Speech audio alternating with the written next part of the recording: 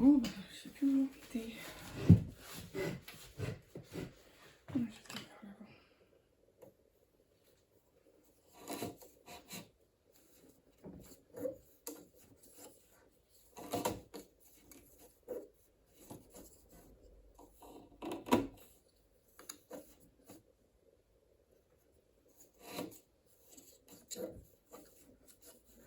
Ça va, tu es arrivé au prochain pli? Ouais, je suis en train de le faire. Ok. Du coup, on est passé directement à la manière dont je fais, mais sans faire le fil de fonce. Oui, mais comment t'en parlais, je trouve ça cohérent de faire comme ça. Donc, Enfin, plus vite, en même temps. ouais. Pour le peu de fonce qu'il y a, en fait, c'est amplement suffisant. Ouais.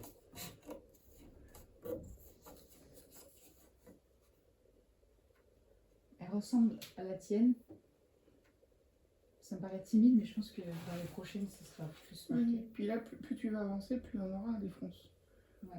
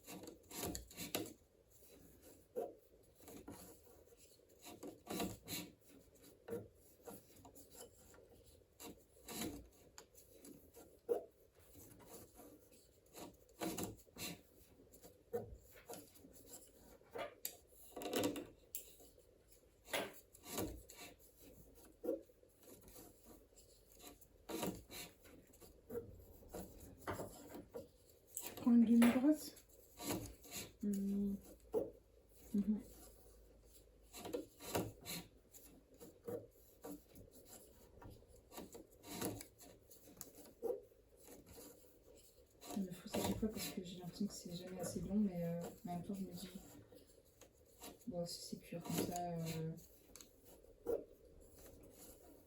je sais pas, ça me rassure de pas faire trop long, comme ça je fais pas trop de... Bah, si tu prends ton envergure, tu feras jamais trop comme ça en fait. Et puis j'ai peur de faire des nœuds. Dans le film, Oui. je comprends.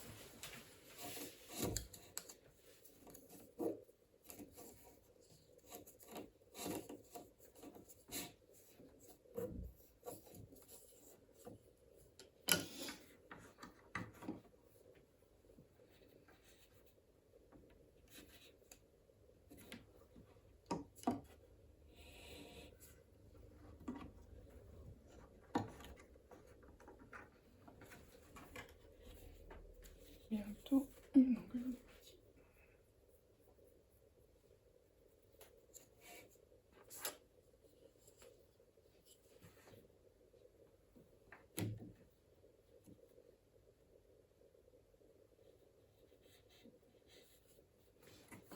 Je suis plutôt contente de ce fil là parce que il fait pas de bouloche, il est solide.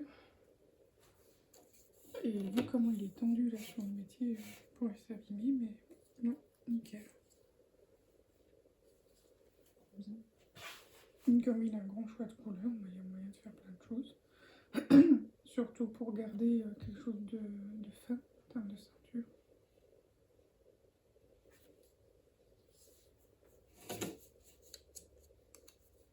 Ça, ce serait une ceinture à mettre sur une robe. Pourquoi pas. En fait, je n'ai pas forcément l'idée pour après. Je fais quelque chose de long. Pardon. Le plus long possible. Et puis, il y a des gens, ils font ce qu'ils veulent. Disons, quitte à monter le métier, autant que ce soit pour faire la longueur. Sinon, autant tisser à la ceinture.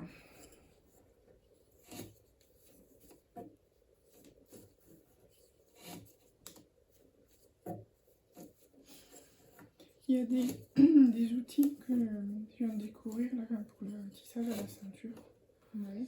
Déjà, un outil qui te permet de bien le bloquer et accrocher le truc au niveau de ta ceinture. Pour pas que ça soit trop loin. Et pas qu'il glisse, en fait, qu'il s'en aille, vu qu'il faut exercer une tension dessus. Et un autre truc, c'est l'autre bout, au bout qui est accroché au mur.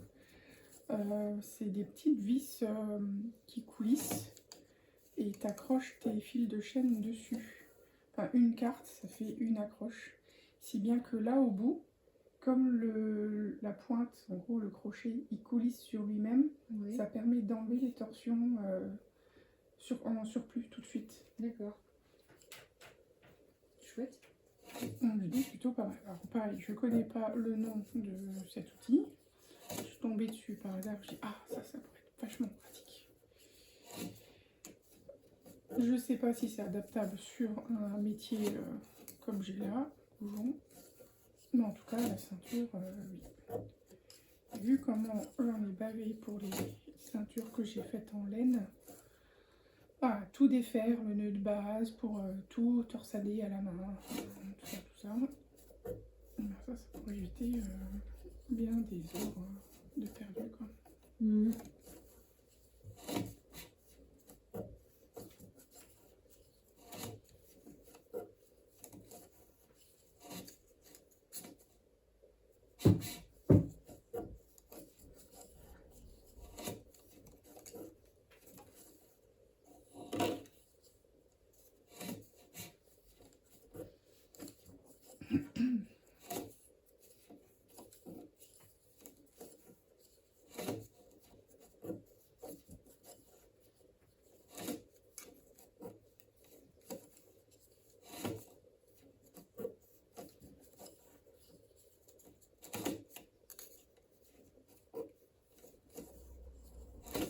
Le vaisselle que tu vendais, il fonctionne encore? Oui. Tu le vends combien? Ça, faut demander à JF, celle-ci. Ok. Parce que j'ai un ami là qui m'a dit, mais je serais plus heureux avec un lave-vaisselle. C'est un petit, hein. Ouais, mais il a un petit appart. Il l'avait acheté quand, je sais plus s'il était étudiant ou quelque chose comme ça. Je sais plus.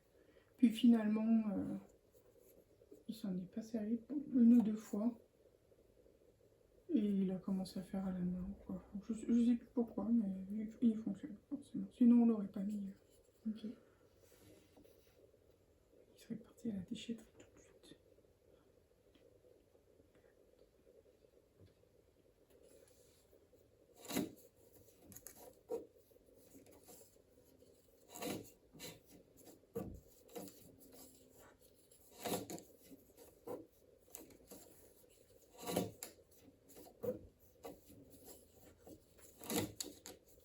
Tu t'en sors? Ça va, je fais un nouveau pli.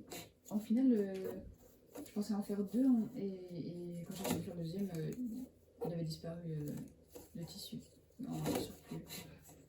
Du coup, moi j'en ai fait que un la dernière fois sur la bande.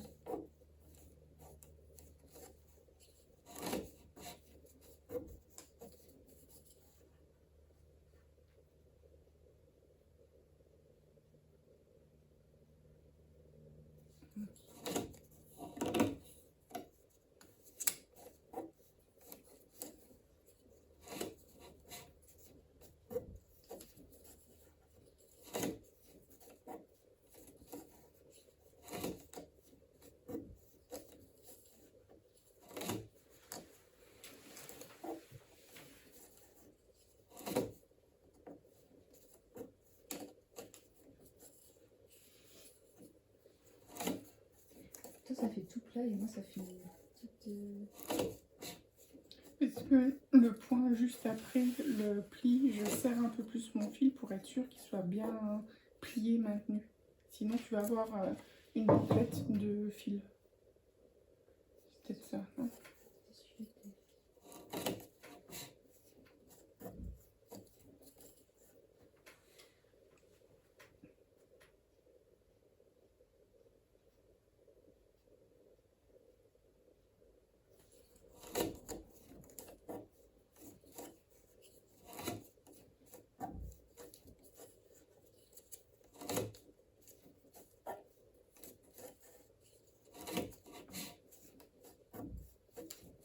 Ah non, ah non, en fait, c'est bien.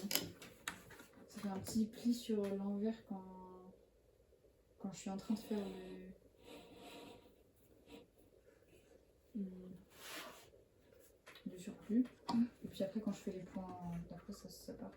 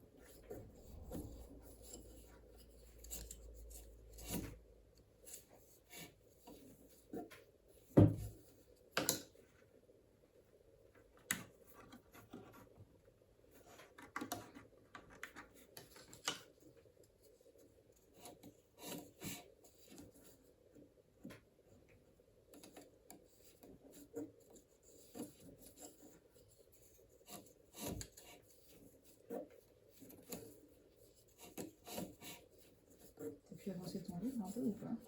J'ai recommencé ce matin. J'ai pris 30 minutes pour lire avant de commencer ma journée. Parce que le deuxième, je l'ai fini, il était en audio, mais là, à partir du troisième, c'est le livre physique qu'il faut que je lise, donc je peux rien faire en même temps à côté.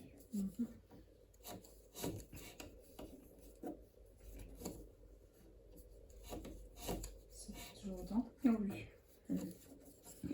Robin Hobb, c'est une valeur sûre. Ah ouais? Voilà. Elle te transporte dans l'univers. Je dirais que ça te reste, même après que tu aies fini la lecture, un peu comme dans un rêve où tu étais à fond dedans. Tu vois. Ok. T'as imprégné, quoi, clairement. Et en tout cas, la Sansa Royale, donc le premier cycle que j'ai lu d'elle, ça parle de choses aussi qui me tiennent à cœur.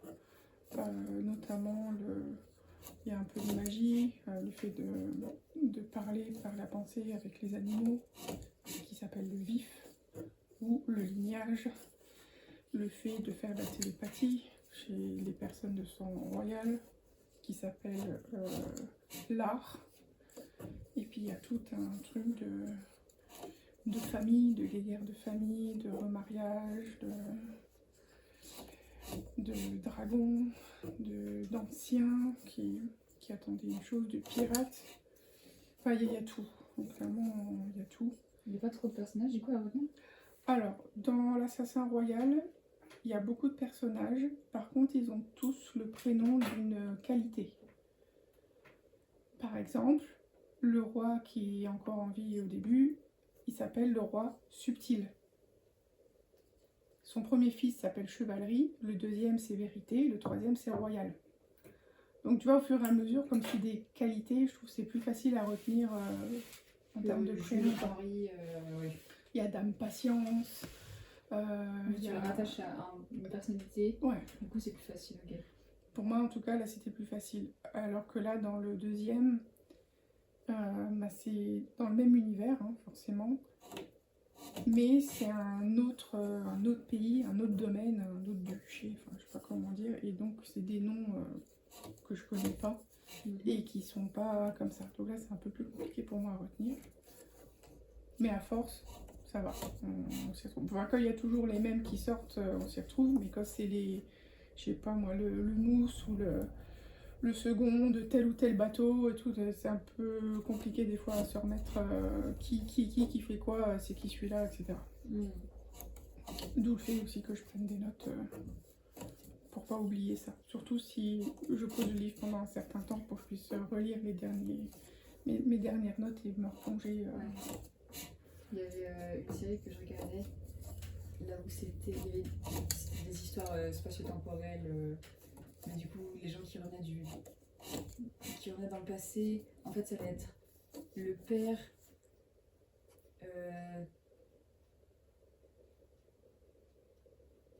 en mode dans le présent. Ça va être le fils de A, mais dans le passé, ça va être le père de A. Et du coup, j'avais fait un arbre. Bah oui.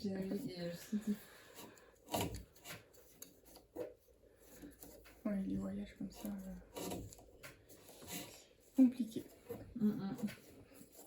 Ouais, la série, en tout cas, l'Assassin Royal, je la recommande à tout le monde.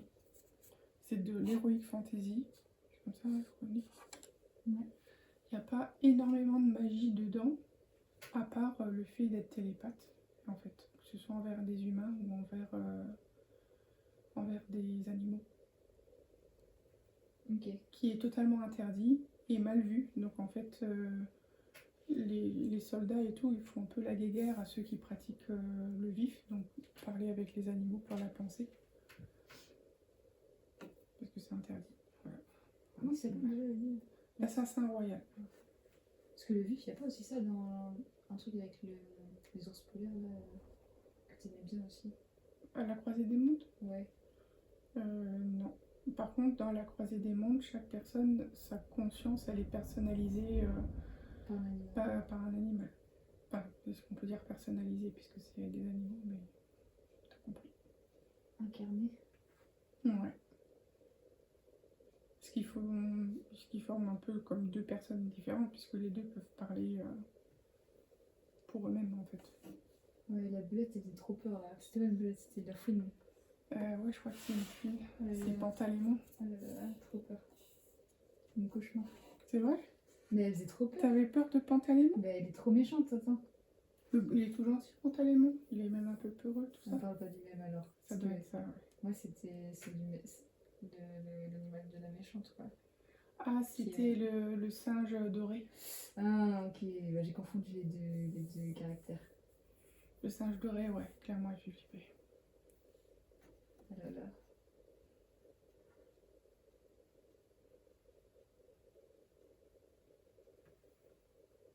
Et ça y est, Philippe Pullman, il a écrit le dernier tome de la deuxième trilogie.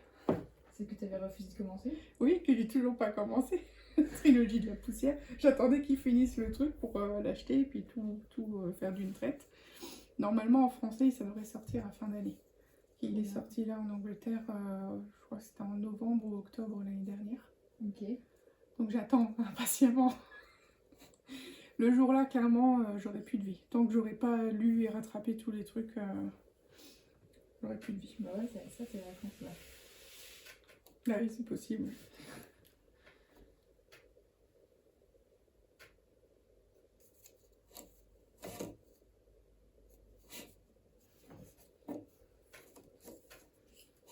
Tu l'avais lu en série à la Croisée des Mondes?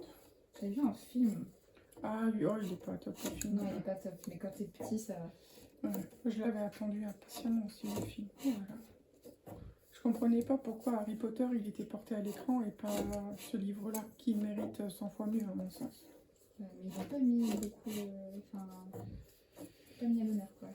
Non, parce qu'à la fin du livre, il y a tout un truc sur les religions du livre et la Genèse, et ça n'a pas plu au Vatican. Et donc ils ont mis leur veto pour pas que le film ait de suite. Voilà.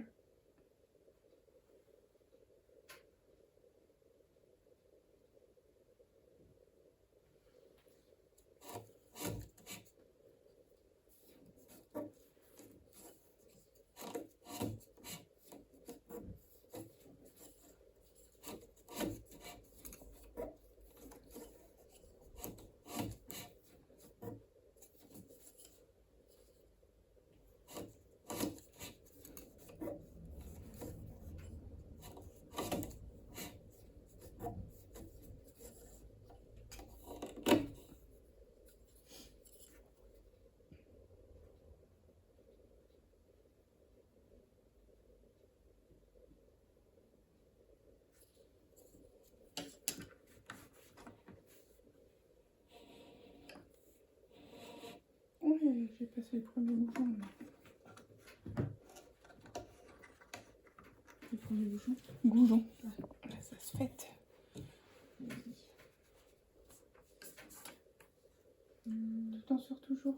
Ouais, mais je sais pas si j'ai assez de tissu pour faire un pli là. C'est un peu mince, non? Ah, tu peux, hein. Je peux. Ouais.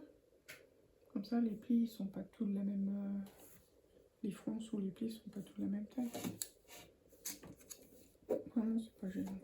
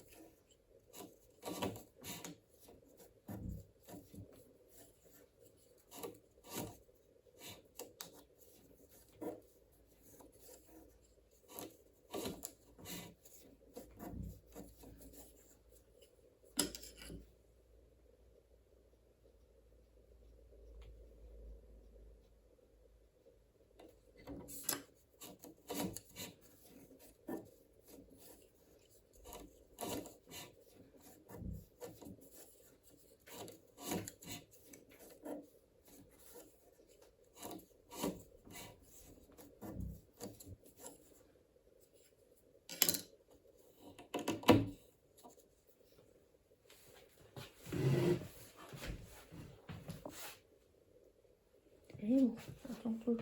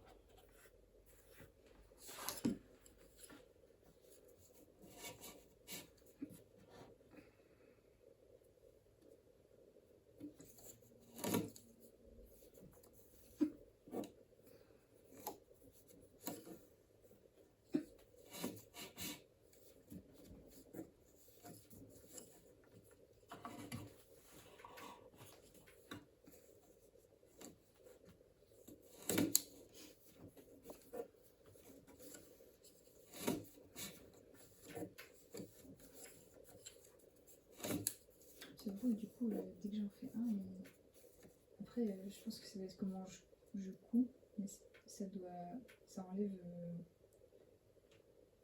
le tissu en plus. Je pense que Peut-être tu serres trop sur tous tes points. Ou alors ton tissu, tu le mets pas complètement à plat. ouais, peut-être. Maintenant, il y a aussi le fait qu'il soit plus épais et ça donne un effet différent.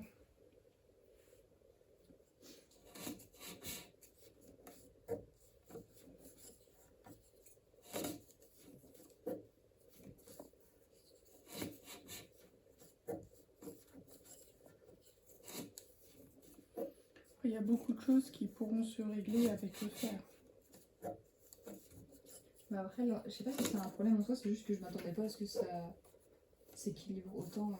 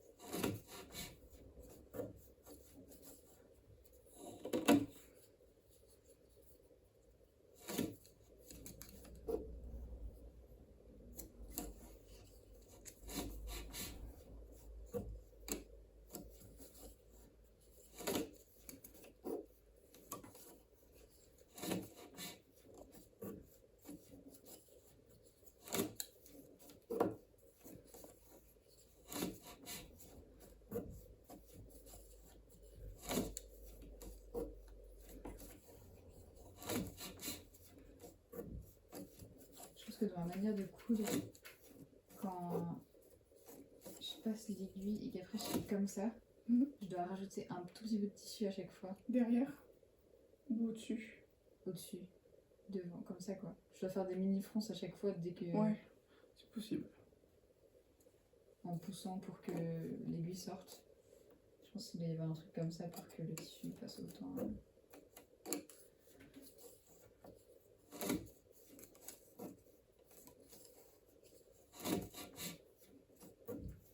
C'est possible qu'au lieu de le piquer en gros droit, tu le pliques en biais, Ah oui, ça c'est sûr, ouais. tu vois. Et du coup, comme tu piques en biais, tu vas le chercher plus loin, au lieu de piquer pile poil comme il devrait être, quoi. Comme une machine à coudre ferait. Ouais. Ah oui, mais c'est sûr que je fais en biais là. Hein. Et que ton geste soit en biais, c'est une chose, mais d'aller le chercher en biais, ça, c'en est une autre. Ok. Ouais.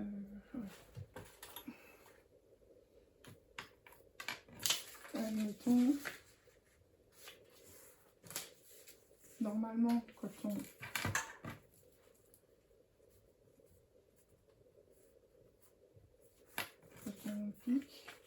pique là, comme ça, et là on maintient bien pour piquer là, comme ça. Et toi, je pense que ce que tu fais, c'est que tu piques Oui. comme ça. Donc là, en gros, tu serais bon, mais comme ton aiguille, elle est en D, sur papier, j'arrive pas trop à le faire.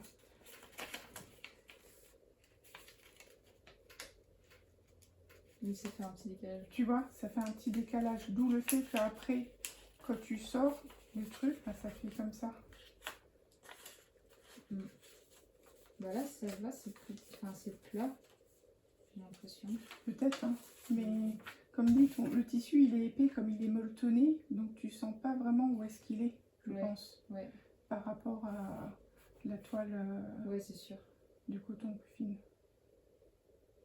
Bon, après, est-ce que c'est un souci ou c'est juste... Non, ça donnera comme un ça. effet ou quoi.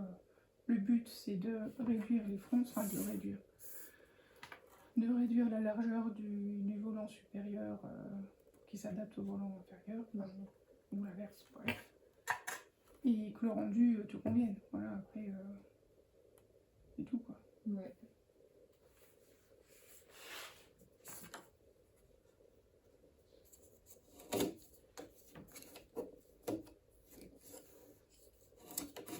Sachant que tu auras une jupe 100% main.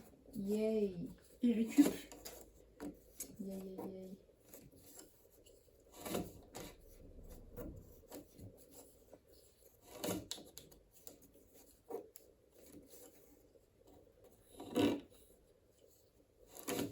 J'ai vu des offres d'emploi pour être brodeuse en saison là. Ok. Ils demandent que des gens qui ont genre 10 ans d'expérience ou en maison de haute couture. Et je suis là, genre, bon, nickel, parfait. C'est tout le monde ça.